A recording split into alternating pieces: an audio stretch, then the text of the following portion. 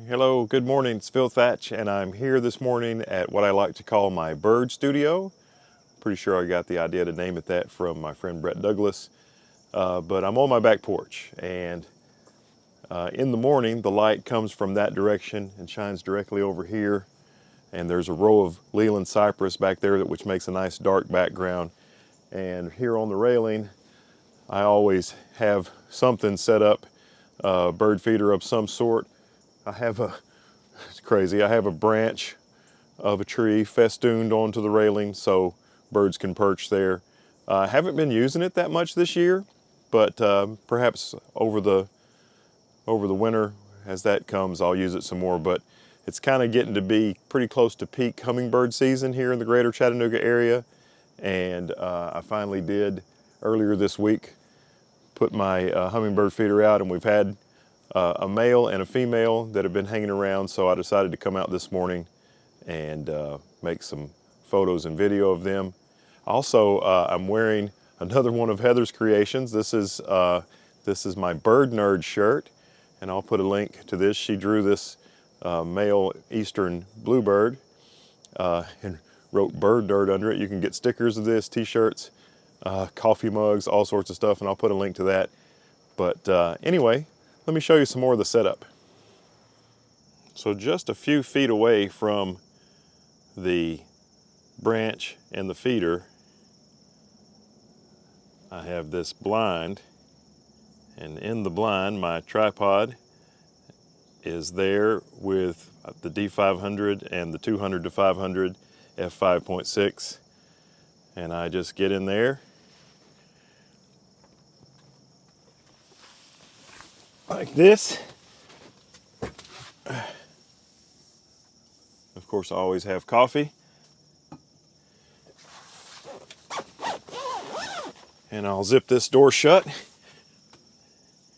and wait for birds to come up and make a shot. So that is the bird studio. Now let's see what sort of results it can produce. This video I made with my vlogging camera. I set it up pretty close to the bird feeder and just focused on the feeder. And if you like this footage, I saved about 3 more minutes of it for the end of this video. So stay tuned for that if you like that. If not, you can probably stop watching when you get past the pictures. Speaking of the pictures, here they are. This is the male ruby-throated hummingbird, and I really struggled getting enough shutter speed to freeze the wings. And I'm kind of okay that the wings are not completely frozen in these. There wasn't a whole lot of light, and I don't like to go higher than 2000 ISO if possible. And the fastest shutter speed I was able to get this morning was 1/500th of a second, like you see in this picture.